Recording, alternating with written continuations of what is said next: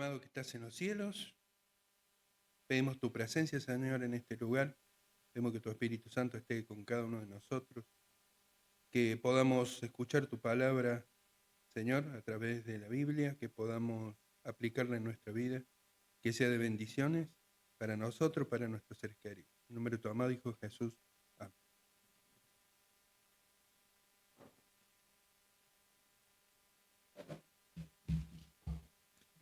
Muy buenos días, queridos hermanos. Feliz sábado. Un abrazo grande para cada uno de ustedes. Nadie me abraza. Me voy a poner a llorar. Un abrazo, hermano. Eso. Ahora sí. Que la paz del Señor sea con ustedes. Que tengamos oído y corazón atento a la predicación de la palabra del Señor. Y quiero presentar la plataforma. Está nuestra hermana Normita Aletini, que va a tener la oración. El mensaje del Señor nos lo trae nuestro hermano Daniel Bonacier y vuestro siervo aquí acompañándolos. Vamos a comenzar nuestro culto, nuestra adoración al Señor. Y lo vamos a hacer con los diezmos y ofrendas. Y vamos a ver antes el probad y ver.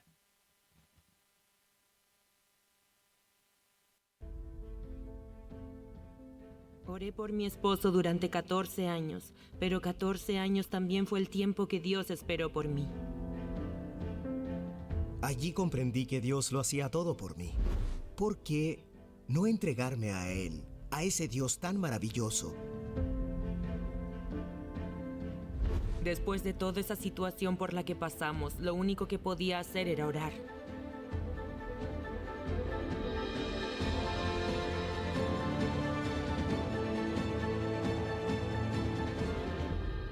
Probad y ved. Historias de fe y fidelidad. 14 años de espera y oración.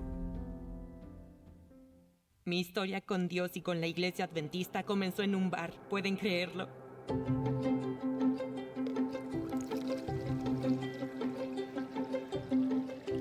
Yo tenía 11 años cuando un vecino de mi familia, que era adventista, entró en un bar y encontró a mi papá bebiendo. Empezaron a conversar y él le habló de Jesús. Comenzamos a estudiar la Biblia con él y nuestra familia se bautizó. Luego me fui a vivir al hogar de niñas de la Golden Cross en Hortolandia. Estudié en la Escuela Adventista de Sao Paulo durante 4 años y luego en el IAP en Paraná. Regresé a mi ciudad y estuve alejada de la iglesia durante 14 años. Pero la semilla que se plantó en mi corazón de niña echó raíces. En 2007 conocí a Sergio y nos casamos. De repente empecé a soñar que volvía al colegio adventista. Ese sueño se repetía a diario y le dije a mi esposo, creo que Dios me está llamando de vuelta a la iglesia. Y lo invité, amor, ven conmigo para que me des fuerzas, y él vino conmigo. Encontramos la iglesia, asistimos al servicio, pero después terminé no volviendo más. Mi historia de compromiso con Dios comienza en una comisaría. Me acusaron de algo que no había hecho. En aquella época ya había vuelto a la iglesia y participaba en una vigilia de oración. Cuando recibí la llamada de mi cuñado, me dijo que necesitaba el dinero para pagar la fianza. Pero si la fianza no se pagaba esa noche, Sergio sería trasladado a la penitenciaría y estaría 40 días sin comunicación. En ese momento me desesperé y escuché una voz que me decía, llama a Nilsa, ella tiene ese dinero con ella. La llamé y le expliqué la situación, y ella me dijo que podía ir a buscar el dinero. Pude pagar la fianza y volví a casa con Sergio. Al día siguiente, cuando fui a devolverle el dinero, me dijo que ese dinero estaba reservado para pagar a un empleado, y era exactamente la cantidad que necesitaba.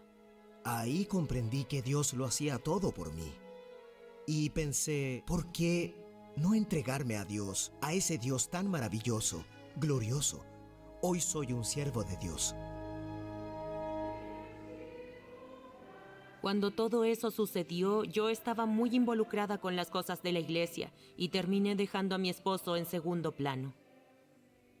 Entonces hice un compromiso con Dios de orar durante 40 días. Y la mitad de ese periodo de oración, Dios me dijo que estaba actuando mal, que tenía que incluir a mi esposo en todos los programas de la iglesia en los que participara. Cuando terminé los 40 días de oración, recibí la invitación del pastor para formar parte del equipo distrital de mayordomía. Bueno, le dije al pastor que aceptaba, pero con una condición, que mi esposo formara parte del equipo. El pastor me dijo lo siguiente: hermana, no es costumbre en nuestra iglesia que un miembro que no está bautizado ocupe ningún cargo en la iglesia, especialmente en mayordomía. Pero él dijo, vamos a probar, vamos a poner a Sergio y luego veremos qué pasa. Mi esposo ya era adventista desde hacía mucho tiempo. El bautismo fue tanto la confirmación de la decisión de Sergio de ser discípulo de Cristo, como la confirmación de que Dios escucha y atiende nuestras oraciones. Oré por mi esposo durante 14 años, pero 14 años también fue el tiempo que Dios esperó por mí. Nunca dejes de orar por las personas que amas, pero además trae a tu familia a trabajar para Dios, porque para nosotros es un privilegio estar en la presencia de Dios y trabajar para Él. Adoramos a un Dios bondadoso. Probad y ved. Ha llegado el momento para que adoremos juntos a través de los diezmos y de las ofrendas.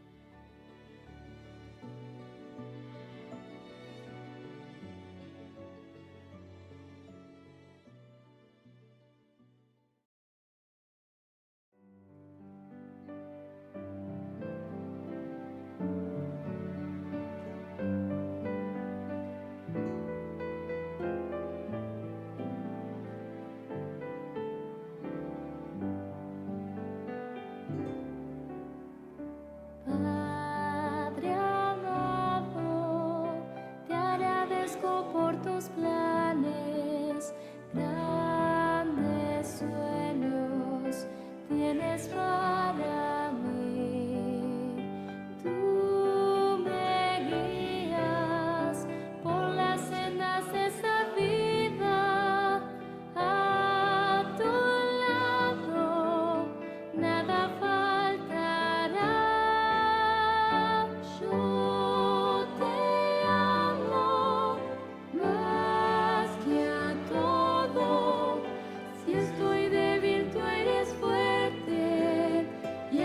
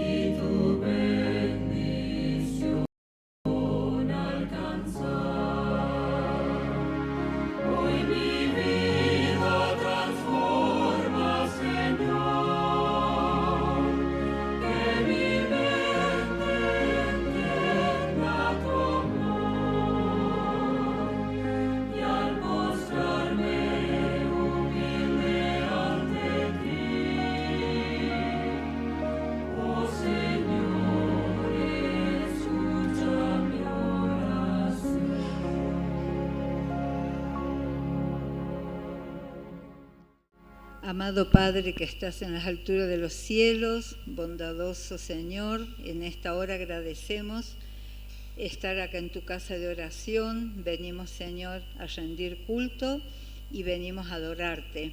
Y venimos también a escuchar tu palabra para seguir creciendo en fe y en verdad. Querido Dios, que tú bendigas a nuestro hermano que trae el mensaje para hoy y que ese mensaje sea para edificar nuestras vidas espirituales, que podamos tener un corazón abierto al mensaje, al consejo y podamos salir gozosos de acá, Señor, y regresar a nuestros hogares con tu paz. Bendice tu pueblo, Señor, en toda la redondez de la tierra. Bendice tu iglesia y acompáñanos hasta el fin. En el nombre de Jesús lo pedimos, con el perdón de nuestras faltas. Amén.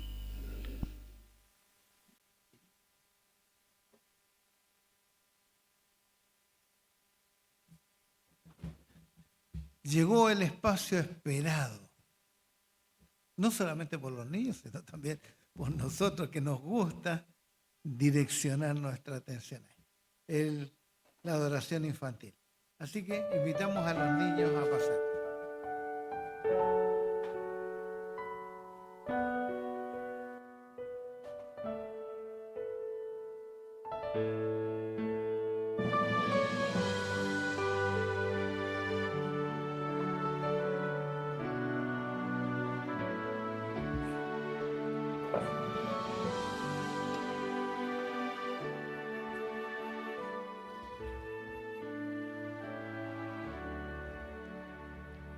Feliz sábado para ustedes hoy, para los que para todos ahí, toda la familia. ¿Saben qué? La historia de hoy se trata de una palabra que la conocemos todos. Levante la mano, y puede también el resto de la iglesia, ¿quién es un bebé?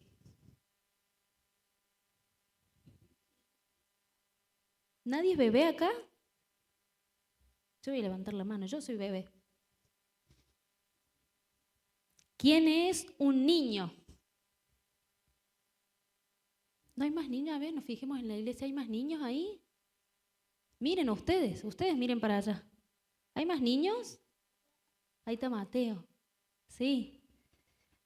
Bueno, dijeron que todos son niños, hay un solo bebé. ¿Y alguien? 2 bebés. ¿A dónde está el otro bebé? Ah, en su casa. Bueno, ahí viene el bebé que está acá, en el templo. Escuchen, y también, ¿quiénes fueron todos esos adultos que están acá? ¿Fueron bebés y fueron niños o no? ¿Qué piensan ustedes? ¿Tu mamá, Elena, fue un bebé antes o una nena? ¿O siempre fue así la mamá?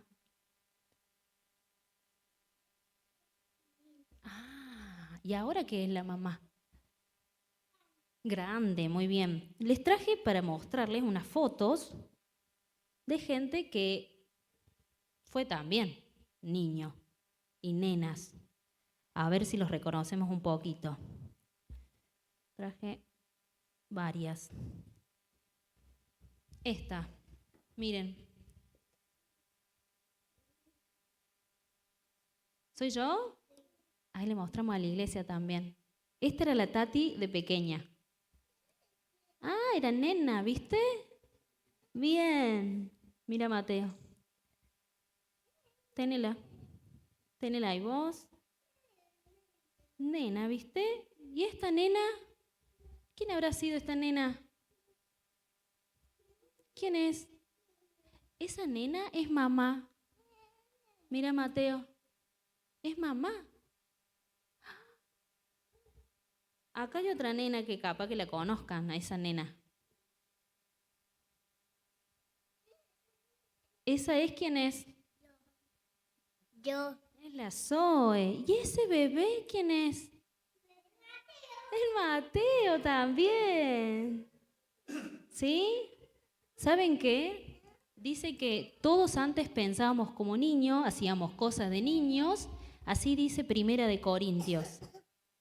Pero hay algo muy particular que Jesús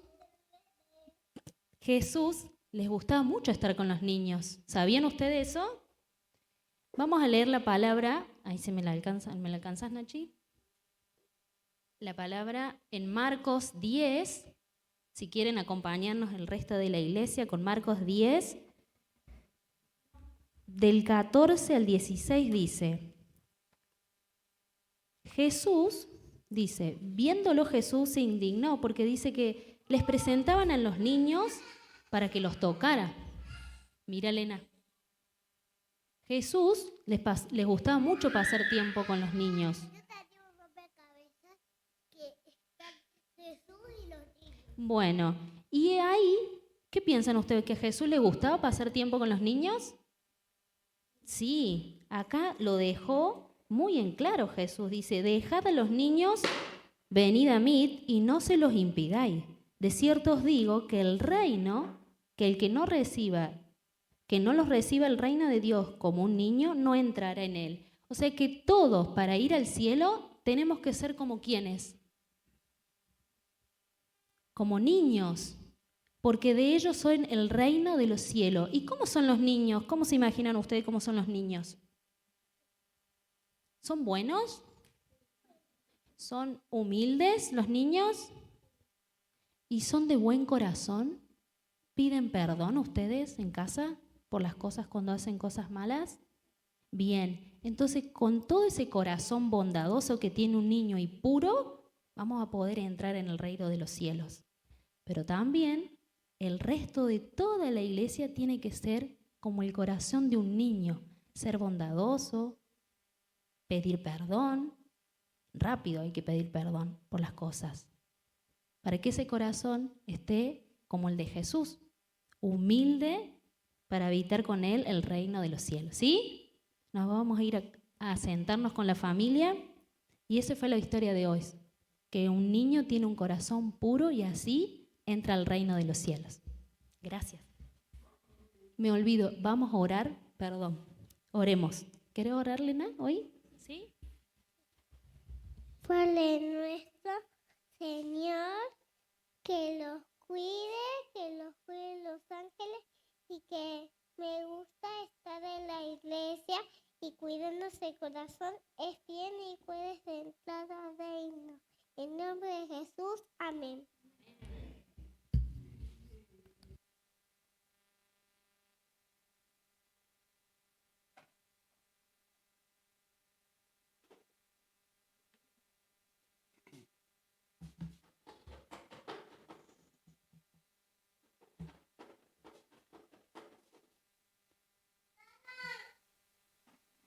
Ahí están. Feliz sábado para todos. Hoy andamos medio con la garganta medio así nomás, pero vamos tirando. Vamos a tratar de no esforzarnos demasiado. Bienvenidos a todos. Hoy vamos a disfrutar, compartir un par de textos bíblicos relacionados con dos parábolas. ¿Sí? Mejor dicho, es una parábola que aparece en dos lugares distintos. ¿Sí? Hay muchas cosas que hoy en nuestra vida podemos cambiar. ¿Sí? Las cosas que se rompen generalmente, más si son medios de origen chino, preferible tirarla que ponérsela a arreglar, son más baratas. Pero hay cosas que no se pueden cambiar, hay cosas que no se pueden reemplazar, ¿no? Los hijos no se pueden reemplazar, padres, los seres queridos, hasta una mascota, te diría, cuando uno agarra cariño a un animalito, no lo puede reemplazar por cualquier otra cosa. Las cosas que amamos, que consideramos nuestras, que le brindamos nuestro amor, son cosas que no se pueden reemplazar así nomás. ¿Sí? No hay forma de reemplazar. ¿Por qué les cuento esto? Porque hoy vamos a ver un par de parábolas donde el objeto que es central en esa parábola en realidad no tiene un valor monetario, ¿sí? Ya lo van a ir descubriendo. Estas dos parábolas, a ver, es una sola parábola, como le contaba yo, que la reconocen muy bien. Una de ellas aparece en Mateo 18, la parábola, si la quieren buscar. Es la parábola de la oveja y el pastor. Es una parábola que Jesús utilizó 2 veces, ¿sí? O está en 2 evangelios distintos. Está acá, en Mateo, y está en Lucas. Pero están ubicadas, y eso es lo que tiene de interesante esta parábola, en un contexto distinto. En los 2 casos, el momento en que Jesús lo cuenta, o los escritores bíblicos colocan esa parábola que cuenta Jesús, son 2 instantes de la historia de Jesús distintos. Son 2 momentos distintos. Entonces eso, a pesar que la parábola tiene, es obvia su interpretación o más o menos su intención, de acuerdo al ambiente a donde están, nos muestran 2 cosas distintas. En una nos va a mostrar el amor de Dios y en otra nos va a mostrar lo que sus seguidores deberían imitar. Y son 2 cosas que salen de la misma parábola. La de Mateo 18, vamos a leer el versículo 12 y 13 como para empezar. El contexto es que los discípulos un ratito antes, o en el mismo instante, un rato antes, venían discutiendo quién iba a ser el primero en el reino de los cielos. O le preguntaron a Jesús, mejor dicho, Jesús, ¿quién iba a ser el primero? El primer versículo del capítulo 18 de Mateo encara con esa escena. ¿Sí? Jesús trae un niño, así como lo contaba Tati, Jesús trae un niño, lo pone en medio de los discípulos, ¿no? Y lo usa de ejemplo de cómo debería ser espiritualmente, llevado a lo espiritual, cómo deberían ser aquellos que lo siguen a Jesús. ¿Sí? Y identifica a ese pequeño como aquel que está recién naciendo en la fe, ¿sí? Aquel que está creciendo en la fe, que descubre la fe, hace poco sus primeros seguidores, los pequeños seguidores que se van sumando, que no tienen su fe desarrollada totalmente, ¿no? Y bueno, eso da algunos consejos, tira Jesús con respecto a esos niños, ¿no? Que son de un cuidado muy especial para Jesús, ya lo vamos a ver. En el versículo 2 y 13 de ese capítulo dice, si un hombre tiene 100 ovejas y una de ellas se extravía, ¿qué hará? ¿No dejará las otras 99 en la colina y saldrá a buscar la perdida? Si la encuentra, les digo la verdad, se alegrará más por esa que por las 99 que no se extraviaron.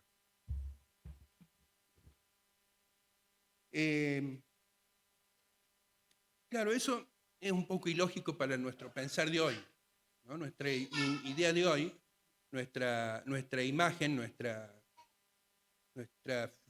no sé, idiosincrasia de hoy, medio como que nos deja, tenernos 29, que se pierda una, no hace diferencia, digamos, cuál es la intención. Bueno, ¿por qué arriesgar? ¿Por qué perder tiempo, esfuerzo en buscar una oveja cuando tenemos 29 que las tenés al lado? No hay mucho sentido. Es nuestro pensar de hoy. Vamos a ver rápidamente qué pensaban los oyentes de Jesús en la Palestina del primer siglo. O sea, en la época de Jesús, la gente, los pueblos, cómo se movían y cuál era el significado que tenía una oveja. Bueno, una oveja, por un lado, era parte de la familia. ¿Por qué digo esto? Los pastores pasaban día y noche cuidando sus rebaños, ¿sí? La conocían a todas las ovejas, ¿sí? Conocían la característica de cada uno, cómo se comportaba. Cuando Jesús hablaba de una oveja para sus oyentes, ¿no? No se podían imaginar a un pastor que dijera, tengo 99, no importa la otra. No había forma, no pensaba la gente así, los pastores no pensaban así. Porque para el pastor esa oveja no era un número, no era un objeto como tenemos hoy nosotros inanimado que vos lo contás por cantidad, no era eso. Era una oveja, ¿sí? Que tenía una identidad, ¿sí? Tenía valor para el pastor, porque recuerden que ellos vivían de ese rebaño de ovejas, del intercambio de ovejas, de productos, de bienes, ¿no? Y tenía un dueño esa oveja. El pastor se sentía dueño, poseedor de esa oveja.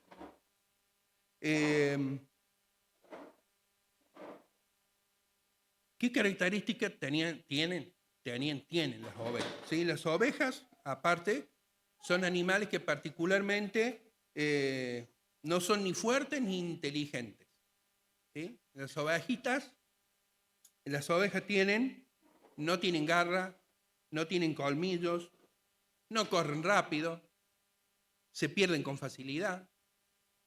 O sea, es un animal que casi, digamos, dependiente del ser humano que la está guiando y cuidando, ¿no?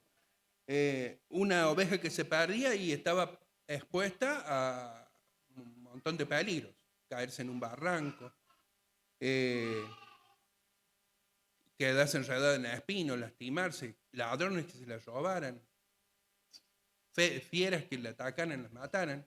O sea, es un animal completamente indefenso. Por eso, cada vez que se perdía una oveja, la gente no esperaba, se preguntaba, ¿volverá? No se preguntaba, ¿volverá? Porque no era capaz de volver sola, ¿no? Mejor lo que se preguntaban más bien es decir, ¿la podrá encontrar el pastor antes que sea tarde? ¿La encontrará el pastor antes de que sea ya demasiado tarde? Esa era la pregunta que generaba en la gente cada vez que se perdía esta oveja. Cuando Jesús utilizaba una oveja, en un ejemplo como en este, ¿sí? Estaba describiendo nuestra situación espiritual. Nosotros medio como que espiritualmente somos parecidos a una oveja. No tenemos con qué defendernos, por ahí nos perdemos. Entonces era un ejemplo muy parecido a lo que espiritualmente somos nosotros hoy, ¿sí? ¿Qué otra cosa interesante había con cada vez que se perdía una oveja? Bueno, el pastor asumía un riesgo por ir a buscarla. No es como ahora, no hay forma, no hay drones que la busquen, no hay sistema de movilidad más rápido, no. Era caminar, moverse, ir por montañas, lugares montañosos, peligrosos, largas distancias que caminar. Eso llevaba, por supuesto, un tiempo y un esfuerzo. Corrías el riesgo que te pareciera un animal salvaje también en esa búsqueda. O sea, el pastor corría su riesgo, ¿no? En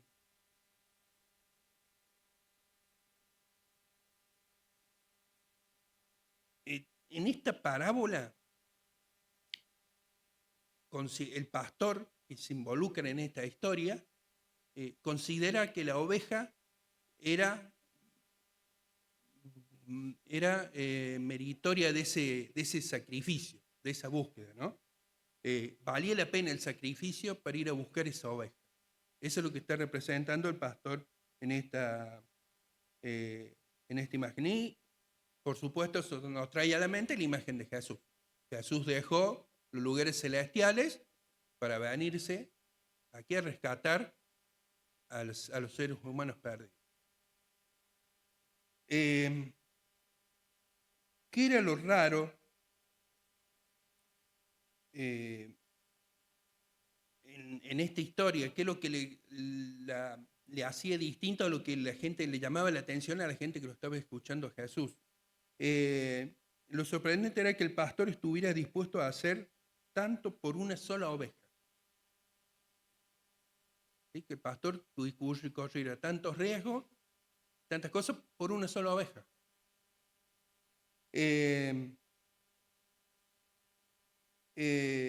Esto más o menos refleja o da la idea del mensaje del Evangelio, ¿no? Anoté algunas cosas que me gustaron, por eso no suelo anotarlas, pero me gustaron y no me las quería olvidar. Dice que, por ejemplo, Dios no ama a las personas porque sean perfectas. Dios las ama porque son suyas. Así como el pastor consideraba la ovejita suya, su propiedad, Jesús nos considera suyo. Por eso nos ama, ¿no? Dios nos ama. Dios no ama a la humanidad en forma general solamente, sino que Dios ama a cada persona individualmente. Nos conoce cada uno, como el pastor. No eres una estadística para Dios. No somos estadística para Dios, ¿sí? No somos número de miembros de iglesia, tampoco eso no somos para Dios. No somos simplemente parte de una congregación. Dios nos ve como una persona individual, nos identifica a cada uno, nos conoce a cada uno, sabe cuál es cada uno de nuestros problemas, nos ama a cada uno individualmente, no como congregación, como iglesia, como masa, sino que Dios ama a cada uno individualmente, como suponemos que los pastores amaban a sus ovejas, ¿no? Para cuidarlas y arreglar tanto, ¿no? En la cruz demostró Jesús cuánto estaba dispuesto a arriesgar por cada uno de nosotros. En la otra parábola, vamos a buscar la de Lucas, que está ahí nomás, un poquito más adelante nomás, Lucas 15. La vamos a dejar a esta por un ratito y vamos a ver a la de Lucas 15. La de Lucas 15 está en otro contexto. Lucas 15, capítulo 15, versículo 1 y 2, nos muestra el contexto. Y dice, los cobradores de impuestos y otros pecadores de mala fama a menudo venían a escuchar las enseñanzas de Jesús. Por eso los fariseos y los maestros de la ley religiosa se quejaban de que Jesús se juntaba con semejantes pecadores y hasta comida con ellos. En ese contexto, Jesús entonces también, Lucas presenta esta parábola. Jesús le presenta esta parábola, pero era otro el contexto, no era el contexto que veíamos hace un rato, en medio de sus seguidores, de sus discípulos, dándole una enseñanza de los cristianos que apenas empezaban con su fe. Este es otro contexto. Estos pecadores, gente que era considerada por los fariseos, por la casta religiosa, ellos estaban perdidos, no tenían necesidad de hacer nada por ellos porque ya eran considerados perdidos. Entonces, ¿para qué vamos a gastar tiempo y esfuerzo en ellos? ¿No? Eran personas que ya estaban designadas a perderse. No entendían por qué Jesús dedicaba tiempo a personas que ellos las consideraban indignas. En eso, Jesús responde con 3 parábolas. Entre estas 3 parábolas, la de la oveja, la de la moneda perdida y está la del hijo pródigo. Bueno, nosotros vamos a ver la de la oveja. Pero Jesús le responde con estas 3 parábolas a los fariseos que cuestionaban su junta, su reunión con los que eran indignos de estar en presencia del Señor. ¿Sí? Versículo 3 y 4 dice que entonces Jesús les contó la siguiente historia. Si un hombre tiene 100 ovejas y una de ellas se pierde, ¿qué hará? ¿No dejará las otras 99 en el desierto y saldrá a buscarla? Buscará la perdida hasta que la encuentre. Similar a la otra parábola, la misma parábola que veíamos hace un rato en otro contexto, lo que podemos destacar es que el pastor no espera a que la oveja vuelva, sino que sale a buscarla, ¿no? La salvación, si ustedes se ponen a pensar un poquito, la salvación siempre empezó porque Dios empezó a buscar. Con Adán y Eva fue Dios el que lo fue a buscar. Con Abraham fue Dios el quien lo llamó. ¿Sí? Envió a los profetas a buscar a su pueblo. Fue Dios quien envió a Jesús también. Siempre es Dios el que tomaba la iniciativa en de salir a buscar a quién. Y a los perdidos, a aquellos que estaban perdidos, que eran como ovejas que no podían encontrar el camino de regreso. Cristo vino a este mundo porque nosotros no podíamos encontrar el camino de regreso por nosotros mismos. ¿Sí? no tiene sentido o no tiene sentido, no podemos por nuestros propios medios salvarnos, ¿sí? Volver a restaurar el Edén que perdimos. Es imposible. Por eso Dios tomó la iniciativa y lo hizo. Como la oveja perdida, que no sabe volver, nosotros tampoco, necesitamos ser encontrados, ¿sí? Y eso es lo que vino a hacer Jesús, ¿no? A buscarnos, a encontrarnos Él a nosotros.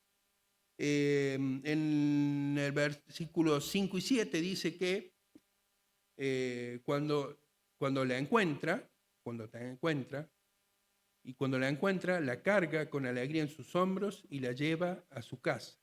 Cuando llega, llamará a sus amigos y vecinos y le dirá: alégrense conmigo, porque encontré mi oveja perdida.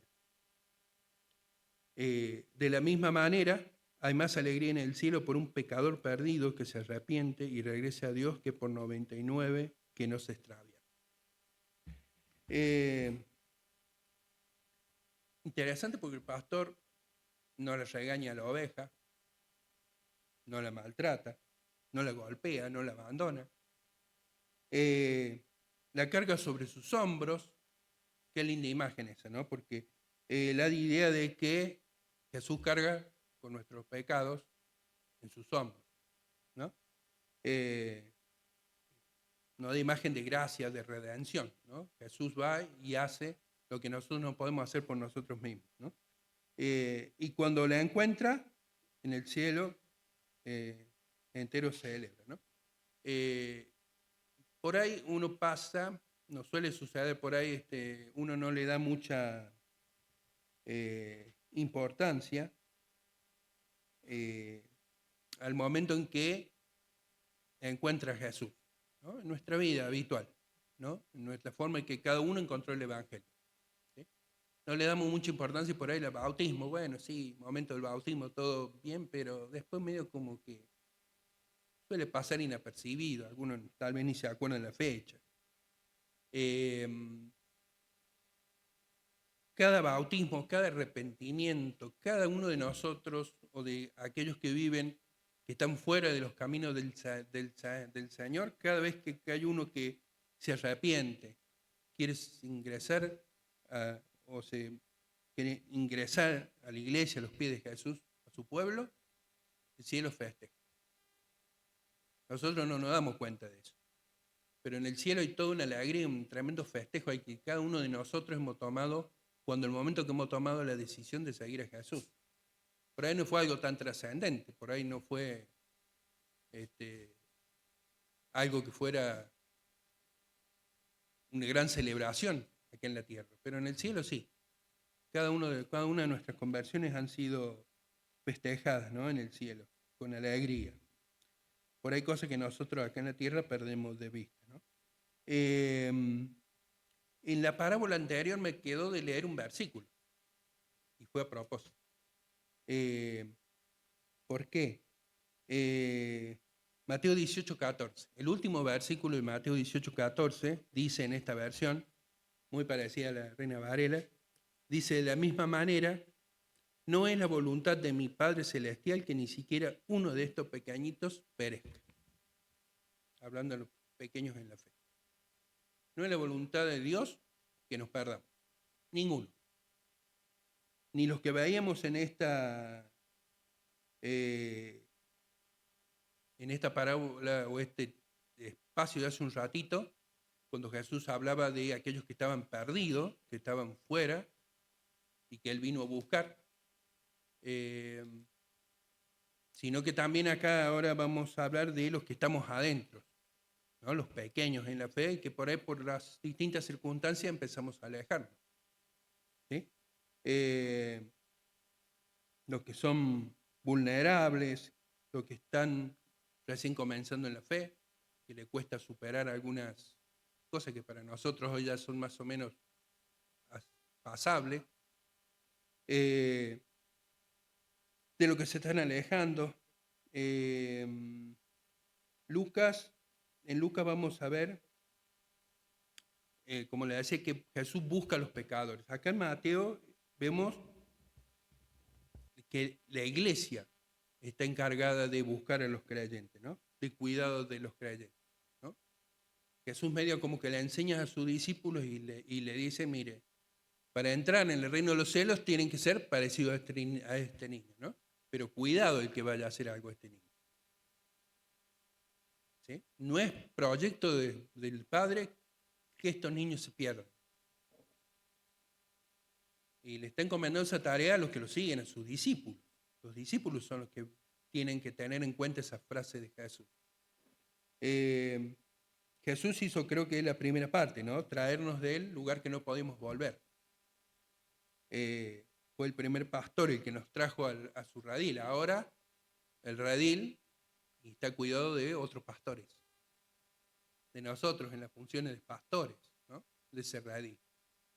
Y tenemos que cuidar esas ovejas. ¿Sí? Es deseo de Jesús que sea así. A veces no tenemos en cuenta, pero Jesús ama a todos. El tema es si nosotros amamos a todos igual que los ama Jesús, ¿no? Por ahí no tenemos en cuenta cuántas personas dejaron de congregarse, cuántos jóvenes se alejan, ¿sí?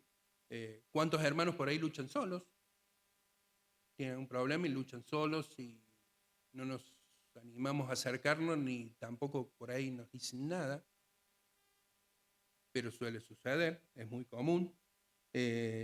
¿Cuántos necesitan una llamada, una visita? Jesús enseña que el trabajo de pastor también debe convertirse en el trabajo de su iglesia. Por eso es interesante tratar de empezar a cambiar la mirada que tenemos de nuestro entorno, de nuestra iglesia, y comenzar a tener la mirada que tenía el pastor del primer siglo en Palestina, ¿no? Donde nosotros vemos pecado, gente pecadora. En realidad, le cuento una modificación que hice cuando yo descubrí este texto. Utilizaba una palabra, entre estas comparaciones, utilizaba la palabra fariseo. Pero fariseo nosotros siempre lo relacionamos con la época de Jesús. No lo traemos a los fariseos de hoy. Los fariseos eran los que estaban en la época de Jesús. Por eso es que le cambié, le modifiqué unas cosas y dije, no, esto tiene que ser algo más nuestro, más de hoy, a 2000 años de diferencia, ¿no? Donde nosotros vemos pecadores, Jesús ve ovejas. Donde nosotros vemos problemas, Jesús ve personas. Y donde nosotros vemos condenación, Jesús ve posibilidades de salvación. Son dos miradas completamente distintas, ¿no? La que solemos tener nosotros como seres humanos simples del año 2026 y la que tenían los pastores y Jesús en el primer siglo. La que tiene Jesús hoy, de cada uno de nosotros, pero que nosotros por ahí no vemos. Nos cuesta tener esta mirada de pastor. ¿Es posible estar en la iglesia y perder la capacidad de ver a las personas como Cristo las ve? Y sí. Cuando ocurre esto, ¿qué síntomas vemos? Bueno, por ejemplo, comenzamos a juzgar en lugar de restaurar. Comenzamos a criticar en lugar de buscar. Comenzamos a señalar en lugar de amar. Pero Cristo nos invita a mirarlo con los ojos de pastor. Qué cantidad de palabras que conocemos, pero por ahí no las podemos ubicar en el mapa de nuestra mente, ¿no? Pero qué cosas interesantes. La visión que generalmente tenemos nosotros, entre los cuales me incluyo, nosotros tenemos una visión así, y la visión que tiene Jesús, de cada uno de nosotros, y de los que no están aquí, ¿no? Jesús busca restaurar. Primero te trata de buscar, te encuentra, te restaura, te ama. Nosotros medio como que lo vemos medio lejos a eso, ¿sí? Lo vemos con nuestra mirada, ¿sí? Nosotros medio como que ya sabemos quién se va a salvar y quién se va a perder, entonces ¿para qué vamos a perder tiempo? ¿No? Vamos a resumir unas verdades interesantes que no dejan estas dos parábolas. La de Lucas, por ejemplo, nos muestra el corazón de Dios que busca al pecador. ¿Sí? La tarea que hace Dios, busca al pecador. Y Mateo nos muestra la responsabilidad de la iglesia de cuidar y restaurar a los que se extravían. Si Jesús va, los busca, los trae acá a su iglesia, a su pueblo. Nosotros tenemos otra responsabilidad que es cuidar que no se extravíen, que no se pierdan, que esa oveja no salga de su redil. ¿Sí? En Lucas vemos la misión de Cristo y en Mateo vemos la misión de su iglesia. ¿Sí? Lo que sí tienen en común es que ninguna persona es insignificante para Dios. ¿Sí? Cualquiera de las dos parábolas nos llevan y se unen en esa cosa. Ninguna persona es insignificante para Dios. ¿Sí? Se pueden hacer dos invitaciones para cerrar este sermón. Una es a aquellos que se sienten que se han alejado del Señor, ¿no? Cristo sigue buscándolo. ¿Sí? Hoy pueden regresar a sus brazos. Y aquel que se siente alejado, por ahí no es el caso nuestro, a lo mejor sí, no lo sabemos, eso es algo muy personal. Si te sientes alejado, Dios todavía te está buscando y todavía tiene tiempo de dejar de regresar a su brazo, ¿no? Y por otro lado, a quienes fueron parte del rebaño, que en eso sí estamos incluidos todos, pidámosles a Dios un corazón semejante al del pastor, para buscar las ovejas, para restaurarlas, amarlas, a cada persona que Él pone en nuestro camino, ¿no? Porque no solamente nos preocupamos por nuestro rebaño chiquito, Dios nos utiliza y por ahí nos pone personas en el camino y nosotros no tenemos o nos falta esta visión que tenía el pastor del primer siglo del primer siglo allá en Palestina, ¿no? La que Jesús quiso reflejar y refleja en cada uno de sus actitudes, ¿no? Bueno, que Dios nos bendiga en esta mañana. Recordemos el último versículo de Mateo 18.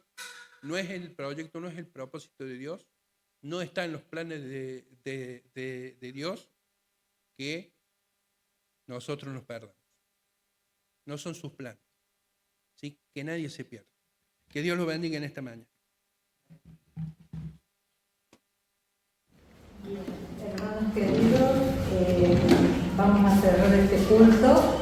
Los invito a ponerse de pie y vamos a entonar el himno 606. Llamo a Jesús, el buen pastor.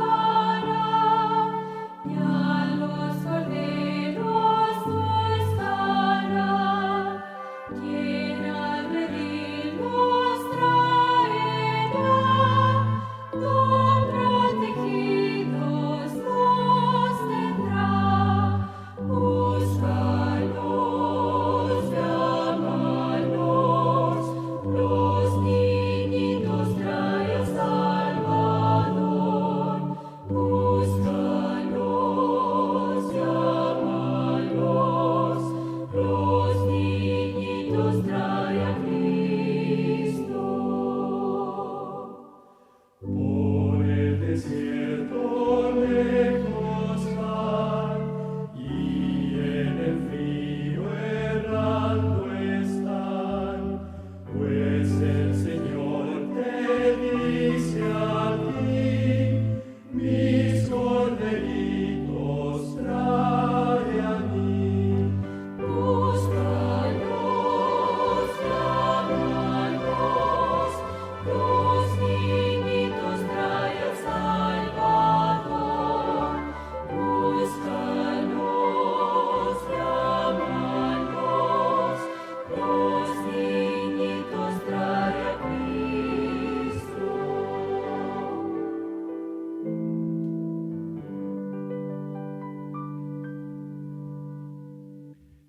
Padre amado que estás en los cielos, Señor, te pedimos que tú nos utilices, que nos que nos enseñes a tener la mirada, la visión que tenían los pastores, que tiene un pastor, que tienes tú principalmente para tus hijos, para los seres humanos, para cada uno de nosotros. Te pedimos que tú, Padre, nos des esa visión y nos permitas actuar en consecuencia. Que nos ayudes, Padre, a acercarnos, a cuidar a cada uno de los miembros de tu Grey y a traer a aquellos que todavía están afuera. Bendícenos, Padre, acompáñanos en este día santo, en este día sábado. Protégenos, en nombre de tu amado Hijo Jesús. Amén.